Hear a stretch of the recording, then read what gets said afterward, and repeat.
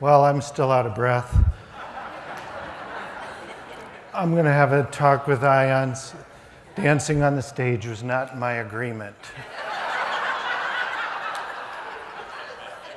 Yesterday, we were talking about creating our dreams, and it turned into my worst nightmare.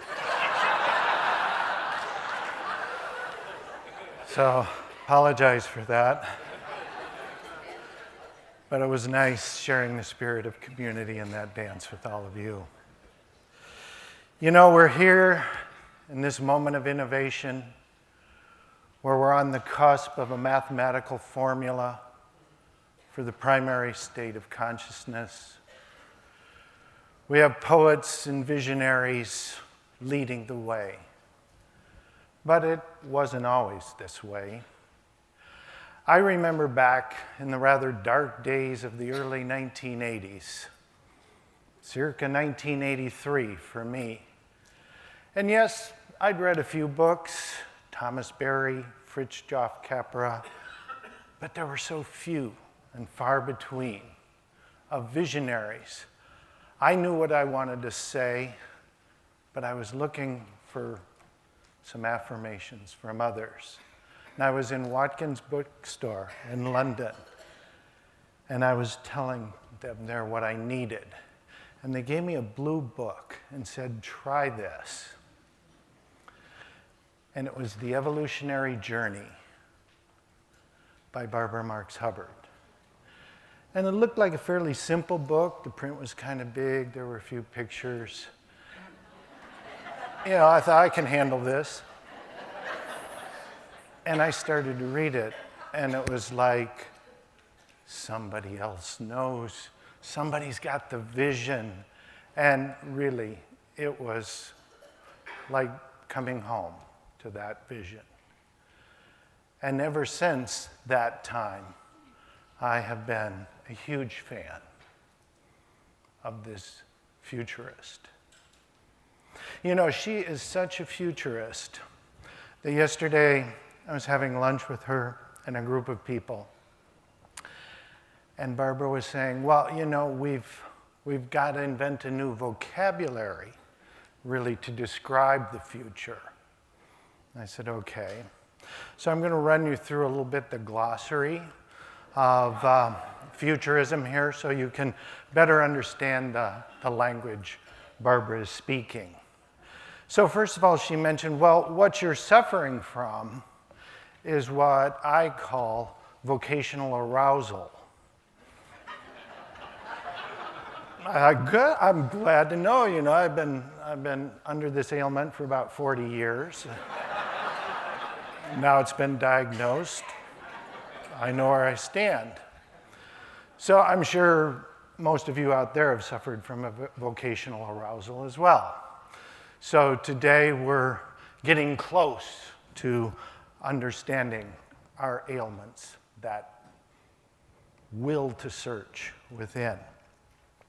And then Barbara went on to say, well, you know, with vocational arousal, we need some other language. And so I've taken the word telos, which means purpose or goal in Greek, and eros, the god of love, and I've combined them together to get a nice adjective, telerotic. Oh, I like that. This is sounding good. Vocational arousal, telerotic. And then she said, and you know what we're really doing at this moment is we're moving from procreation to co-creation. I said, yeah, I got it. And she said, so we need something from above, you know, to inspire us for this co-creation. And I call it supra, from above, suprasex. And I'm going, I think I got it, Barbara. It's telerotic suprasex. Now, at this point, the people at our table were getting sort of cracked up about the whole thing. The waiter kindly walked over and he said, is everything okay?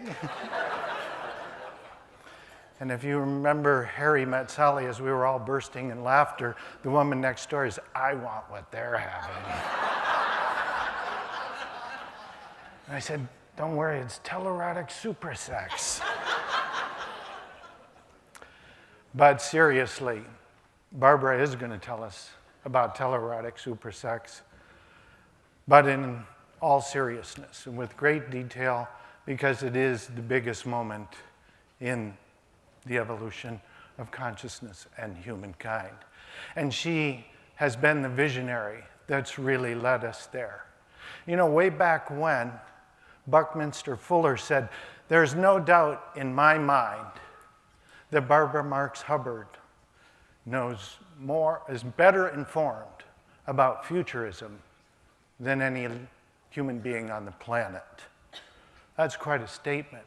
And that's when she was just getting started. Can you imagine what Bucky Fuller would say about her today, all these years later, and what she's led us through? She's the president of the Foundation for Conscious Evolution.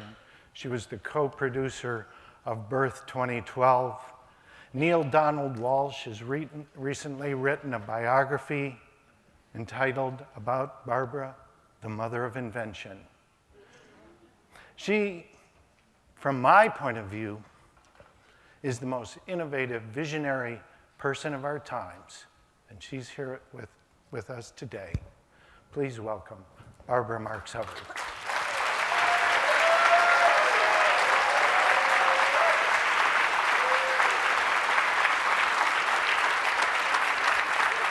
Thank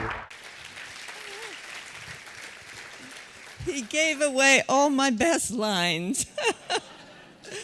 Well, I'm very, very excited to be here. Edgar Mitchell has been a tremendous influence in my life, because for me, the entire space program and the Apollo program introduced me to the idea that we are an evolving species. And my subject tonight is evolutionary spirituality. And I'd like to just give you how I discovered it, and what I think it means to us, and how important it is in our evolution. It started for me in 1945, when the United States dropped the bombs on Japan. There we took the brilliant knowledge, E equals MC squared, and we could build a bomb to destroy the world. And I realized if we continued to use that power in self-centered consciousness, we would destroy everything. So I asked a simple question: what is the meaning of all our new power that's good? What are images of the future human equal to science, industry, technology, and we could see way ahead to the high-tech new powers that we would want to become? And I will not go through my journey, but I found nobody knew. And the reason nobody knew is the powers are radically new. The church didn't know, Bryn Mawr didn't know. I got to meet President Eisenhower in 1953 in the Oval Office, and I said, "Mr. President, I have a question for you." "Yes, young lady?" "What do you think is the meaning of the military, industrial, scientific power that's good?" And he looked at me and he said, "I have no idea." So I thought, well, we better find out. And I've been on a long journey, and I want to tell you what I think I found out. And it started for me with Teilhard de Chardin. When I read The Phenomenon of Man in the 1960s, he was the first person who made the meaning of evolution for me. He said, "Take away God, take away Christ, give me matter." And he saw in matter what he called the law of complexity consciousness. As systems become more complex, they jump in consciousness, freedom, and synergistic order. In other words, there is a tremendous direction in evolution. And then he said, here's where it's going. And he wrote this in the 50s, before internet. The noosphere, he said, the thinking layer of Earth, the mind sphere, is going to get its collective eyes. And when that happens, it can be infused with exactly the kind of love and consciousness we have in this room. And that noosphere, when it gets its collective eyes, we will experience what he called the Christification of the earth. He was a Jesuit Christian paleontologist. I would call it the awakening of love. In other words, he foresaw a quantum jump in the lineage of higher order, greater complexity, greater consciousness. And the minute I read that, I must have been in my early 30s, in the 1960s when I read it, and I dedicated myself to the noosphere. I'm sure I'm the only woman who ever did that. I became thrilled at the thought that evolution is going somewhere, and even more than that, it's going the same way I want to go. Now that was a big revelation, because I was at that time a frustrated housewife in Lakeville, Connecticut, with 5 children and a bit of depression and wondering what I was doing on earth. When I read, my desire for more life, more creativity, that I want to participate in something great, which was neurotic from a Freudian analytical point of view, that somehow this was the direction of evolution. And I became what I'm considering to be an identity for all of us. I became the universe in person, which is to say, the deep impulse in each of us to express, to be, to create, to love more is the impulse of evolution incarnate.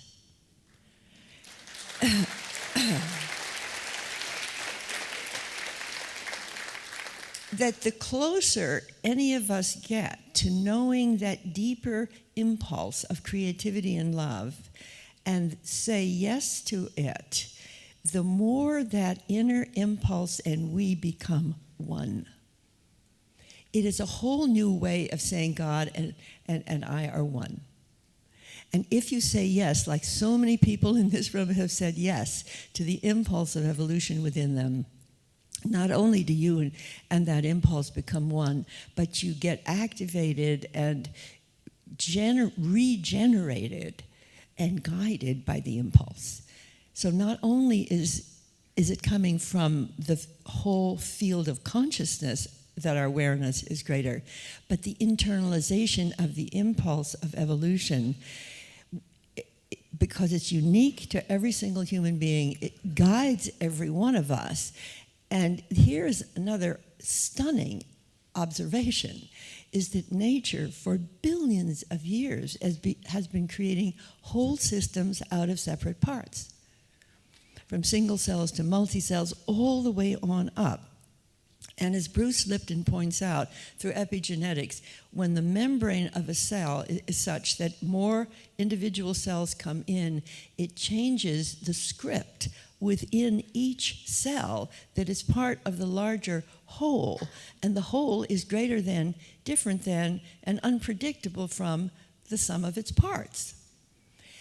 The genius that I could be 52 trillion cells, they say, with how many hundreds of billions of microorganisms talking like this.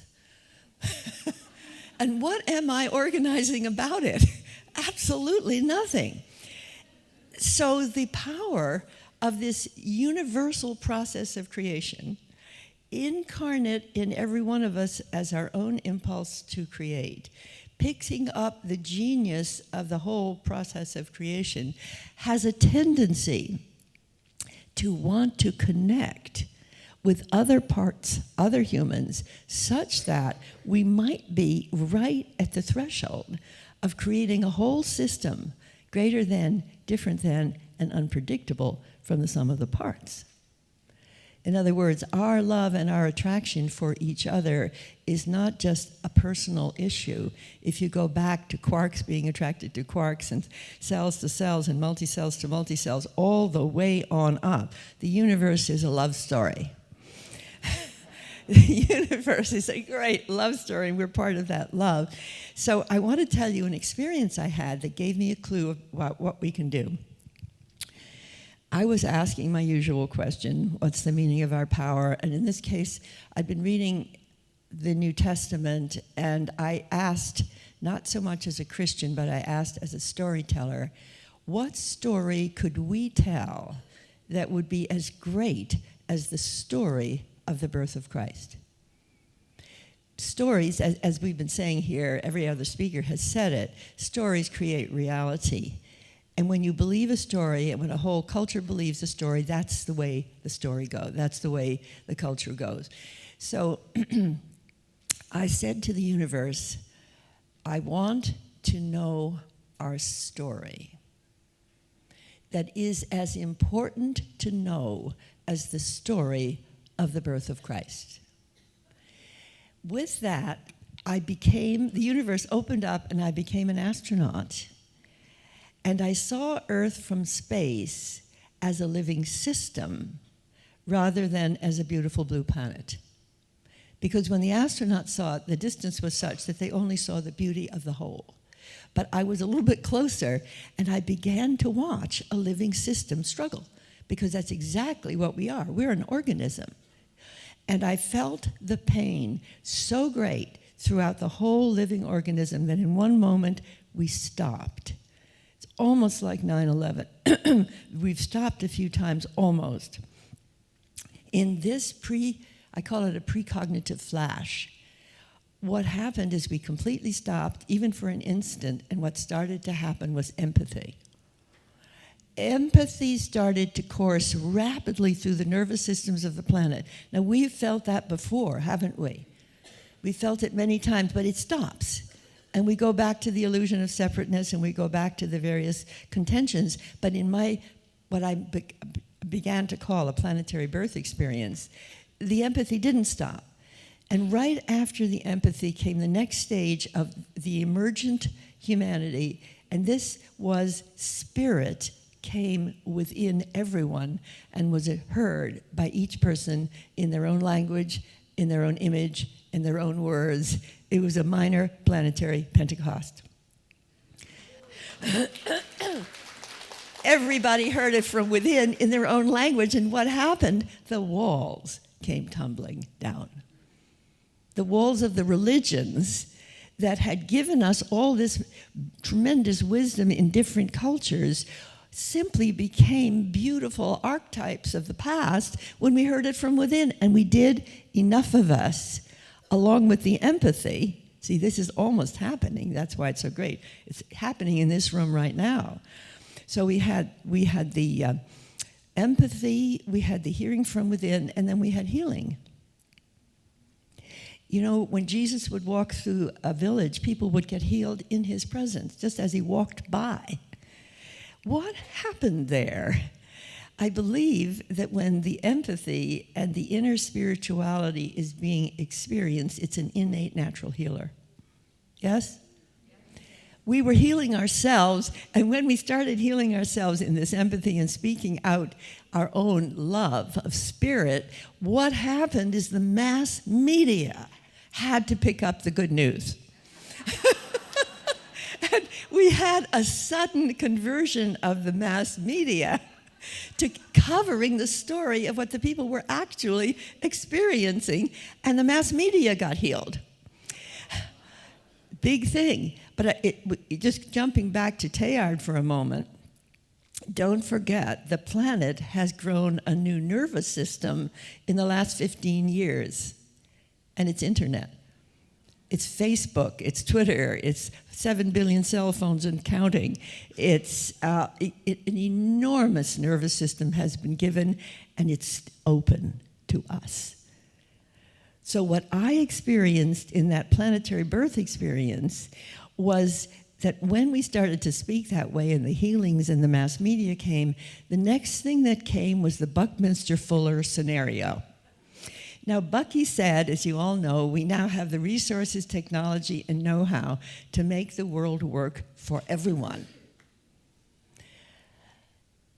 Well, that's true too.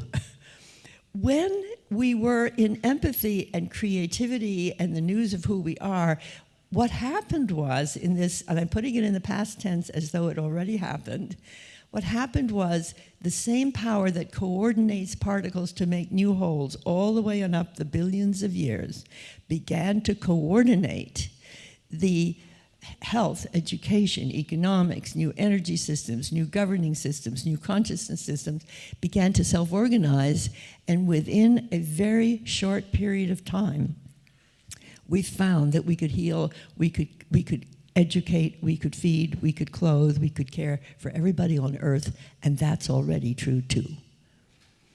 I experienced that entire sequence in a flash, and as I was feeling it in my body, since I'd asked the universe the question, what is our story comparable to the story of the birth of Christ? If we knew it, what would it be? And so I heard the words, I would say from a universal consciousness, our story is a birth of a co-creative universal humanity.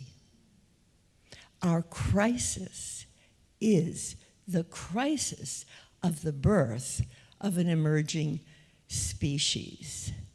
Go tell the story, Barbara. That was a vocation of destiny, because it's really, literally true. And what happened to me when I said yes to going to tell the story that we're a species whose crisis is natural. See, it's natural that we overgrew the womb of Earth. We didn't know. When I graduated from Bryn Mawr in 1951, we were all told, get married and have as many babies as you possibly can. And we did. I had 5. I mean, how many people are having 5 now who were the age I was at 21? So I was the last generation of the old order.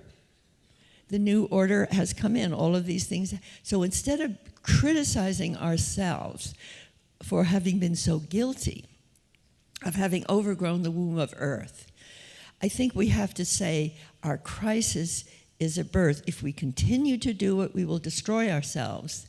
But if we can be activated by that crisis to coordinate and to integrate our life purposes with one another in connecting what's already working, we will find that we're being born as a universal species. And it turns out that this generation, and maybe even these next 5 to 10 years, are the years where we have to catch hold of this story. So this is not just a nice metaphor. If we say our crisis is the birth of a co-creative, co-evolving humanity, and we stop overgrowing the womb of Earth, what do we start doing? Most of these problem solvers do not give us the passion to what we want to do. What we actually want to do is everybody to identify what that creative purpose is, to do it with all our heart and soul, and to connect that which is creative on this earth. If we took the next 5 years and said our purpose would be by 2020, we would connect enough of the co-creators in health, education, economics, in every sector of human endeavor, in every culture, and for the very first time get an actual picture of the emerging world that's already in our midst, which we have never seen before. We've never seen our world working at the scale that it's possible for it to work. What if we were to take a shared movement, just like our wonderful poet was saying? What if we had a movement to connect what's working and show up by 2020 as the beginning of the next stage of human self-evolution? What would you think of that? Why not? Let's do that. I'm going to come back to that in a minute. I want to back up for a minute and just say, because my subject was evolutionary spirituality, I'd like to tell you what I think it is and how evolutionary spirituality is going to help us have this movement. I've very simply named evolutionary spirituality with 4 E's to help me remember exactly what's happening to me and so many others. The first E is eternal. So in evolutionary spirituality, we are one with consciousness, just like that brilliant man was saying at the beginning of this session. one with consciousness, with God, with source, eternal. Second E is embody. It is a stunning realization that every one of us is a resume of the entire story of creation. Every atom, molecule, cell, mammalian brain, early brain, human brain, maybe evolutionary brain, all of this, we are the universe in person, showing up. And if you just jump a little bit to people like Aurobindo, who saw that we would become the Gnostic human, we would become humans that actually incarnate the genius of evolution, the supramental powers of evolution.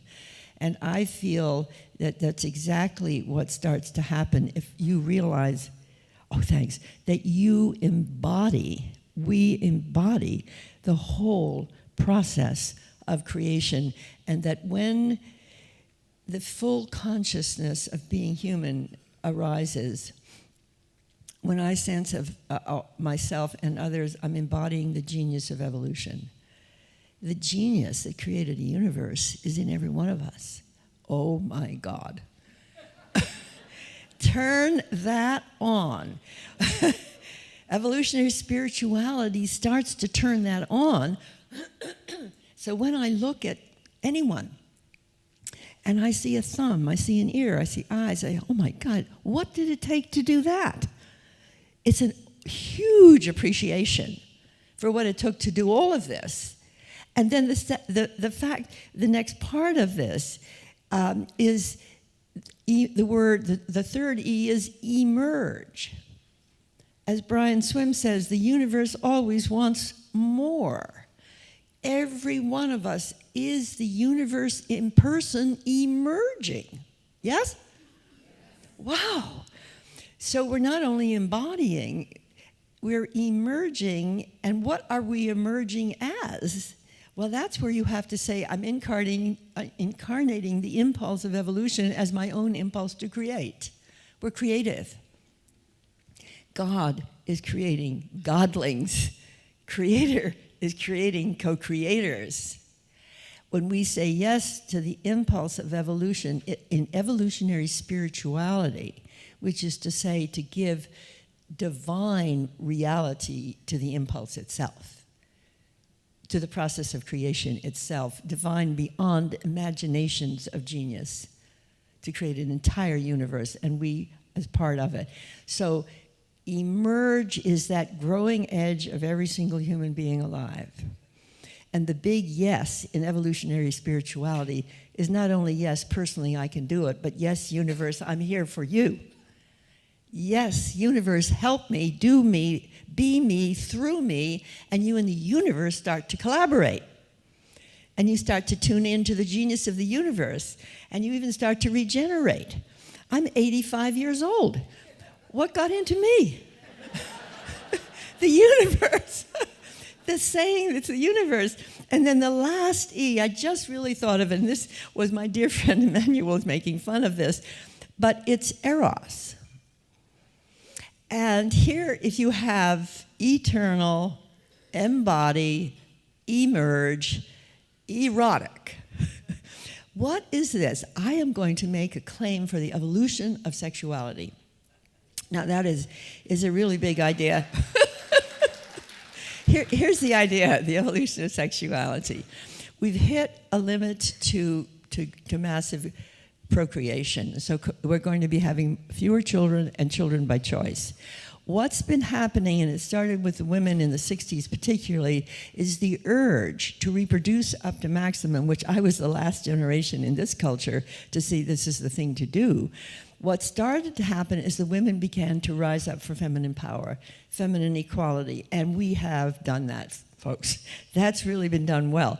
But what began to happen to me as a woman is I jumped into the idea through Teilhard de Chardin, Sri Aurobindo, mainly, is that I am incarnating the impulse of evolution as my yearning to express, to create, and to be, and that instead of joining genes to have the baby, which is a tremendous innovation of nature, the impulse is to join genius, to give birth to the greater self and the greater world. And that's where the vocational arousal comes in. Because if you find somebody who really loves what you long to express and give, you get vocational arousal. And when you get your vocational arousal, what you want is to join your genius. And if you're fortunate enough to find people with whom to join your genius, it's so pleasurable that Mother Nature has put pleasure into joining genius, just like she did to joining genes. But since she doesn't want us to have more and more and more babies indiscriminately, she's given more and more pleasure to joining genius. Has anybody discovered that? This is what's happening here. We're joining genius all over the place. Every single place I go, I'm sitting down, I'm joining genius. And so,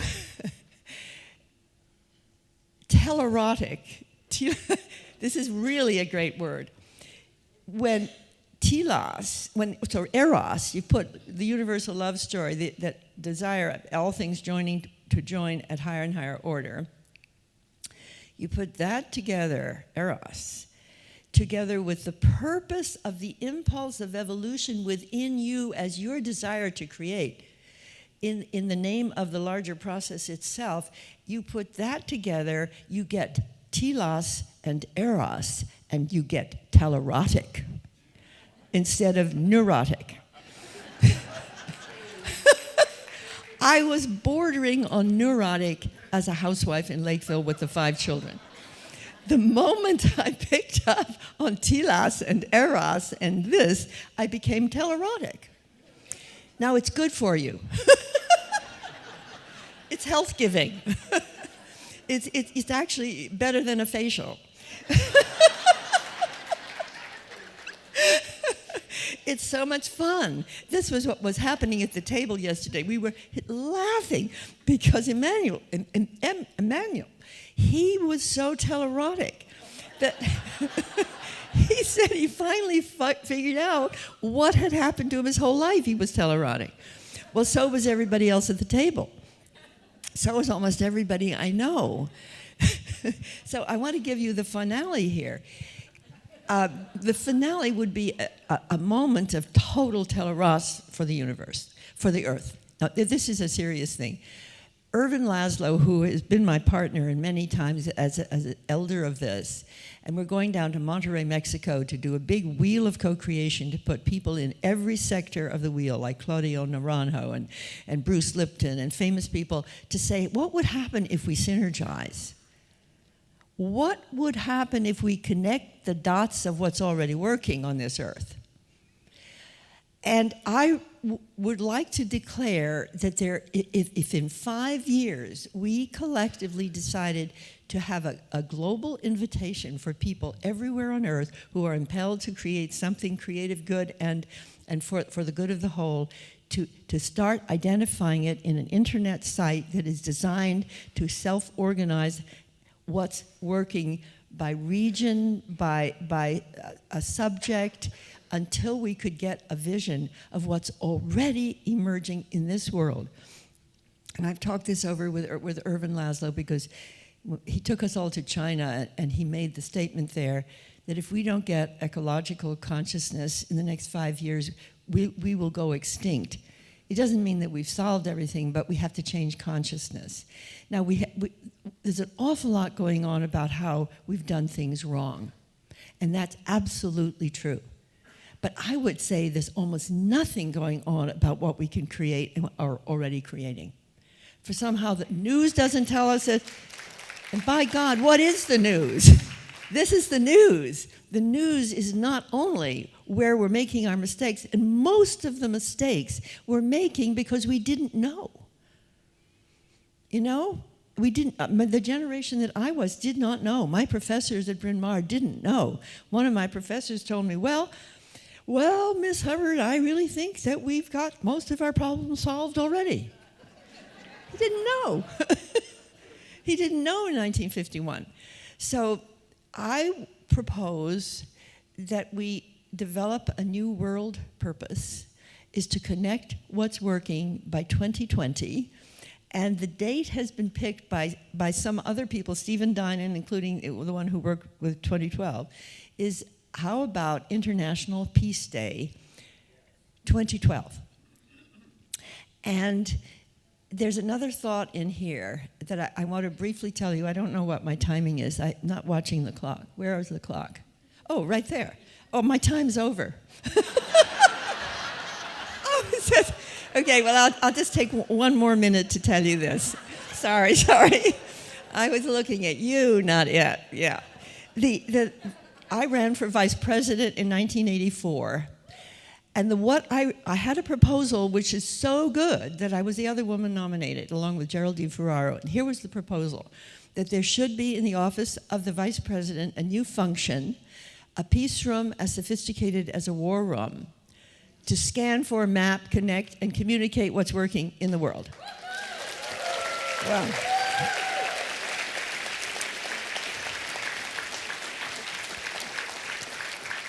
And when I entered that Democratic National Convention, I was told I'd be lucky to get one delegate if she were my mother. And I got over 200 by saying to these early morning caucuses, I want you to nominate me so I can make the declaration that the Democratic Party of the United States of America should have this as its goal. And they signed me up. So I don't think it's going to be in the government. And this may be accurate anyway, but it could be that we could do it. The people of the world, and particularly the Institute of Noetic Sciences. This is the very first time I've ever publicly said this, because it's just been coming on me in the last few weeks. I would like to join forces with you and everybody on Earth, so by 2020, International Peace Day, we'll see the world that's working, and once we see it, we'll never go back. Thank you.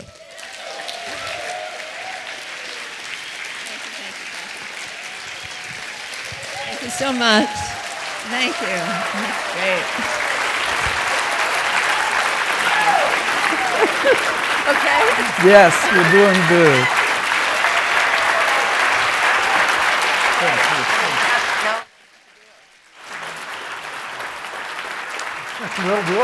We'll do it, Barbara.